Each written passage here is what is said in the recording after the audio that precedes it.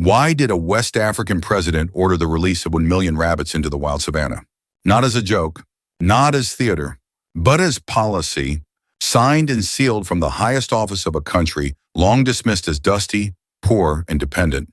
Burkina Faso, a nation scorched by drought and suffocating from foreign debt, did something no development textbook could have predicted. Under the watch of Captain Ibrahim Traoré, a young soldier-turned-leader with a reputation for breaking colonial chains, the government released an army, not of men or machines, but of rabbits. Critics laughed. Diplomats whispered. Headlines sneered, "Rabbit Republic? Ecological suicide?"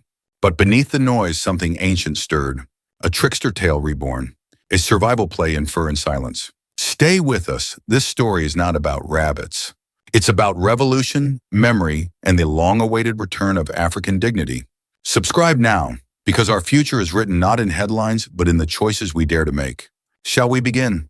The landlocked nation of Burkina Faso has always lived at the mercy of the sky. With more than half of its land threatened by creeping desert and its economy crippled by dependence on aid, survival has often been a prayer rather than a plan. Rainfall is erratic. Crops wither before harvest. And families watch, year after year, as hope dries up beneath their feet. When Captain Ibrahim Traoré assumed leadership, the country was in crisis. Foreign troops had been expelled. Gold mines were nationalized. Loans were frozen. Hunger, once seasonal, had become structural. His critics, both at home and abroad, waited for him to falter. But what came next, no one expected. The announcement came not through a military parade or policy conference, but via a quiet, signed order from the presidential palace. 1 million rabbits would be released into the grasslands of Burkina Faso. 1 million. It sounded like satire, but the trucks began to roll. Over the course of 6 months, military convoys, civilian volunteers, and state logistics teams carried crates of rabbits across every corner of the nation. From the Sahelian north to the central savannas, rabbits were released at dawn, nervous, wide-eyed, ears twitching, as villagers gathered to witness the moment. Children giggled, women muttered prayers, elders squinted into the morning haze, unsure whether this was salvation or a spectacle. In the capital, Ouagadougou, urban intellectuals shook their heads in disbelief. Rabbits? We need tractors, they muttered in cafes. French commentators ridiculed Traoré's leadership.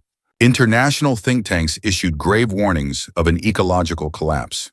But the president remained silent. He did not explain himself in the language of economics.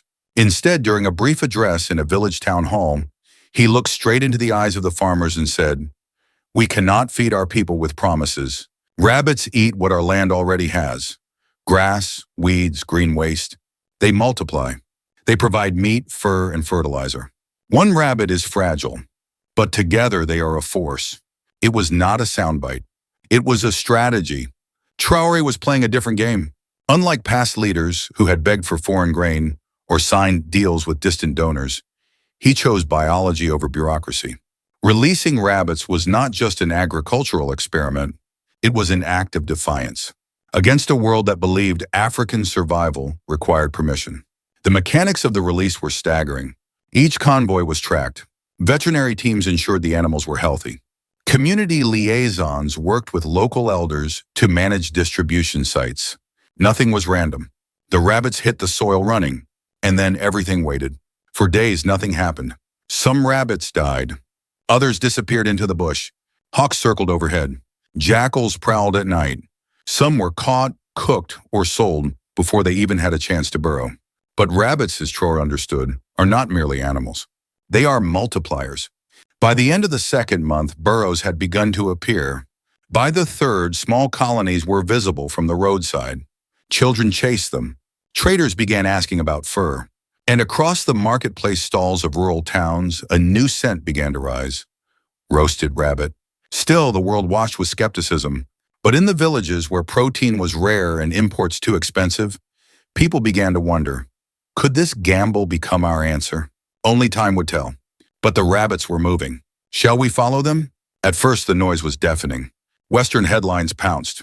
Burkina Faso unleashes ecological disaster, barked the New York Times. A nation overrun by rabbits, smirked French anchors. Pundits called it populism and fur. Economists labeled it a reckless distraction from real structural reform. Even African commentators behind closed doors dubbed it the Rabbit Republic. It was as if the world had been waiting for Traore to fail, and now the rabbits had given them the punchline. But on the ground, something more complex was unfolding. In the dusty heartlands of the Sahel, mothers were cooking again. In towns where protein had long vanished from dinner plates, rabbit meat became a quiet miracle. Lean, tender, and rich in nutrients, it began to reappear in stews, in grills, and in the hands of children who had not tasted meat in months. Traders, sensing a shift, started collecting rabbit skins. Local tanners experimented with fur treatments. Young men, previously idle, began trapping, breeding, and selling rabbits.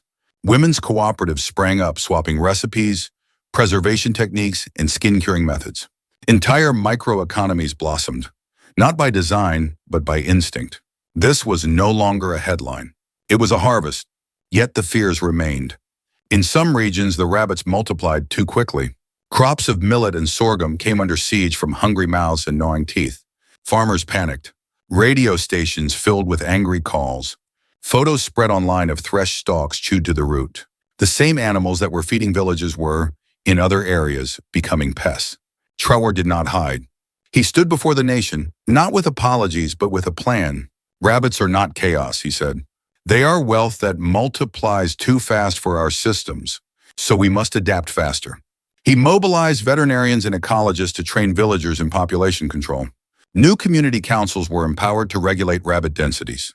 A special youth unit, nicknamed the Rabbit Corps, was created to help manage hotspots. And through a series of late-night presidential decrees, rabbit meat was declared a national asset, subsidized, protected, and prioritized for domestic sale. What began as panic slowly became policy. Even the military found utility. Rabbit leather was tested for boots and belts. Agricultural experts began experimenting with rabbit droppings, high in nitrogen, as fertilizer. And behind the scenes, a quiet revolution in soil management took root. As the rabbits dug their burrows, the hardened earth began to breathe again. And still, Traore said little. He understood the theater of politics. Let the rabbits speak. And they did. By month 6, international journalists returned to the plains expecting carnage. What they found instead were functioning ecosystems, busy market stalls, and a people learning to adapt. One BBC reporter admitted on air, "This may not be madness. This may be a model." The laughter faded. In its place, curiosity. Could it be that this unlikely gamble was working? Foreign embassies requested data. Scientists began tracking soil regeneration rates. Small business groups in Dakar and Bamako asked for training materials. Chinese investors quietly reached out, expressing interest in rabbit meat and leather in bulk. Traore still said little. He didn't need to. He had already changed the conversation. Burkina Faso, once reduced to a cautionary tale of post-colonial fragility, was now the subject of cautious admiration. Not because it had triumphed, but because it had dared. And what if that dare was only the beginning? In the months following the release, the rabbits began to reshape more than just the landscape. They began to reshape lives. In the rural belt, where once hunger stalked every household, malnutrition levels quietly began to fall. Children who had grown up on millet porridge now chewed roasted rabbit. Mothers reported better energy in their babies. Village health centers observed fewer cases of anemia. It was no miracle, but it was something undeniable. Protein was back. Markets, once barren, now bustled with trade. Rabbit meat, once a curiosity, became a staple. Farmers who had barely made ends meet discovered a second stream of income, from selling pelts, fertilizer, or even live rabbits to neighboring towns. In homes where cash flow had been measured in weeks, people began to think in months. And yet, no transformation comes without tension. In several districts, rabbit populations surged beyond expectations. Crops were trampled. Young plants were eaten down to stubs. Desperation returned, this time not from scarcity but from overabundance. Opposition politicians seized the moment. "We warned you," they shouted. This was bound to happen. Social media lit up with hashtags mocking the government. Rabbit rampage trended from Dakar to Nairobi. But Traore's administration was not idle. Local agricultural councils were expanded with emergency powers. Fencing supplies were subsidized. Rural schools added rabbit management to their curriculum. Radio jingles taught villagers how to build humane traps and rotate grazing areas. And most importantly, the government re-emphasized the original goal, not rabbit domination, but rabbit partnership. In a national broadcast, Ibrahim Traoré addressed the concerns head-on. We do not tame survival by running from it. We tame it by learning its rhythm. These rabbits are not enemies. They are signals of our courage, our adaptation, our refusal to be at the mercy of foreign grain ever again. His words struck a chord. The opposition, expecting panic, watched instead as citizens mobilized. Women formed drying collectives to preserve surplus meat. Farmers bartered fertilizer made from droppings. Youth groups started leather workshops, turning waste into wearables. What had begun as chaos was slowly being reframed as abundance management. Still, the critics weren't entirely wrong. The Rabbit Project demanded vast resources up front: logistics, training, veterinary controls. Those funds could have built roads, clinics, or schools. And even as the rabbit economy grew, the risk of future ecological imbalance lingered, but supporters pointed to the gains. Burkina Faso's dependency on imported chicken, beef, and fish had fallen sharply. Local food markets grew stronger. Household incomes rose. More importantly, a psychological shift was taking place. People stopped waiting. They started acting. This shift, subtle yet powerful, was what Traore had always envisioned. It was never just about food. It was about pride, ownership, a sense that solutions could come from within, not from Paris or Washington. The rabbit, that ancient trickster of African folklore, had become more than an animal. It had become a mirror of resilience, of resourcefulness, of Burkina Faso itself. And if that mirror was to be believed, then perhaps the real question for Africa was not whether this gamble was wise, but whether it had come too late. If you believe this is the kind of daring Africa has always needed, type Amen in the comments, because something bigger was brewing, something beyond rabbits, something that no foreign analyst could quite predict. What happens when a people stop asking for permission to survive? When the world first heard that a president had released 1 million rabbits into the wild, the laughter was near universal. In Paris, pundits scoffed on primetime television. The captain has finally lost the plot, one French journalist chuckled. Rabbits? What's next, goats in parliament? In Washington, diplomatic cables labeled the decision unsustainable, symbolic, and dangerously amateur. Policy briefings warned that Burkina Faso could trigger an ecological chain reaction. One memo reportedly called it the rabbit fiasco. But as the months rolled on and the laughter waned, the silence of analysts grew louder. Because something else had happened. Burkina Faso stopped importing chicken, and beef, and fish. And with every local rabbit sold in a village market, another frozen shipment from a European supplier sat untouched in West African ports. The impact rippled across trade boards. Exporters in Europe began raising concerns. Revenue projections dipped. And suddenly, what had been dismissed as a gimmick began to look like disruption. Western agribusiness quietly lobbied their governments. Press outlets began reframing the narrative, from amusing eccentricity to ecological threat. Think tanks questioned whether this rabbit populism could destabilize entire trade routes. Meanwhile, new players entered the stage. From Beijing came quiet signals. Chinese firms sent delegations to Ouagadougou, offering veterinary expertise and proposals to purchase rabbit leather in bulk. Geneticists promised to enhance breeding stock. Processing companies explored possibilities for tinned rabbit meat exports to Asia. Moscow, too, made a move. Through back channels, Russian agricultural attachés provided feed supplements and offered training in fur preservation and cold storage techniques. Rabbit belts, rabbit boots, even rabbit insulation material. The rabbit, once a meme, was becoming a market. And in global diplomacy, markets mean leverage. For years, aid had been the dominant tool of influence in Africa. But aid comes with strings: political alignment, economic concessions, military access. Now here was Burkina Faso, a landlocked nation long considered dependent, flipping the script, not by demanding aid, but by multiplying it. Each rabbit in the eyes of President Traore was a vote, not in an election, but in a war of narratives. A war against dependence, against humiliation, against the logic that Africa's stomach must be fed only by ships bearing foreign flags. So when Western commentators smirked, Traore remained silent. Because he knew what they feared most wasn't a rabbit plague, it was a rabbit precedent. And if one small nation could multiply its own survival, What might the rest of the continent be planning next? The echoes of Burkina Faso's rabid gamble did not stop at its borders. From Mali to Ghana, from Nigeria to Chad, whispers turned into planning sessions. Agricultural ministers in neighboring countries requested briefings. Youth cooperatives began sketching their own versions of small animal revolutions. NGOs scrambled to update their models. What was once dismissed as eccentricity had triggered a regional rethink. Journalists gave it a name, the Rabbit Revolution. But the question now facing Africa was deeper than diet. It was one of direction. Could a continent, long shaped by borrowed blueprints, find its way through experiments born of its own soil? Was the future in fur and burrows? In small creatures, not grand infrastructure? No one pretended the model was perfect. Some regions still struggled with overpopulation of rabbits. In others, predators had surged in response. The balancing act between abundance and control remained delicate, but the momentum was undeniable. The rabbit had become more than meat.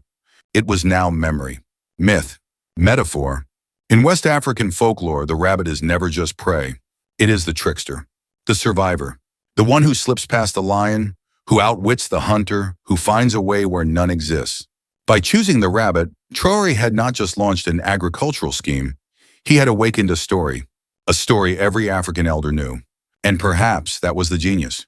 This wasn't just about food security. It was about cultural recovery, about relearning that solutions need not be imported, that survival need not be begged for. That sovereignty at its heart is not only about borders or armies, but about the ability to feed one's people in dignity. And now, faced with climate shifts, economic shocks, and waning patience for foreign prescriptions, African nations had a choice to make. To continue waiting for aid, or to dare something audacious, something fragile yet multiplying, something underestimated like a rabbit. Because if the smallest animal could feed a nation, what might the smallest idea do for a continent? In the early morning light of Burkina Faso's savanna, where dust once danced alone with the wind, life now pulses in tiny thuds, feet hopping, burrows deepening, grass trembling. What began as mockery, as the butt of headlines and late-night comedy, has matured into a movement. A nation that once waited for ships and begged for grain, now multiplies its own survival, one rabbit at a time. But the truth is, this was never only about animals.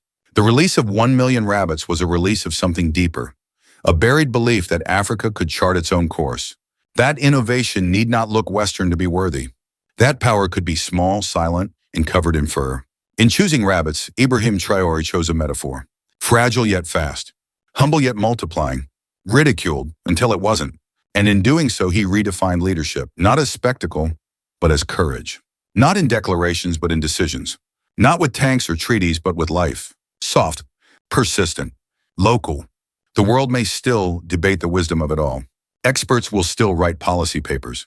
But in the kitchens of Burkina Faso, where meat now simmers and stories are told around open flames, the verdict is already written. Because 1 million rabbits did what no loan ever could. They taught a people to believe again. If this story moves something inside you, do not scroll past. Like, share, mention, and speak. Subscribe, because we are done waiting to be rescued. This is our time. What do you believe rabbits can teach Africa? Comment below. Africa rise. New Africa. We multiply. Or your own words of power.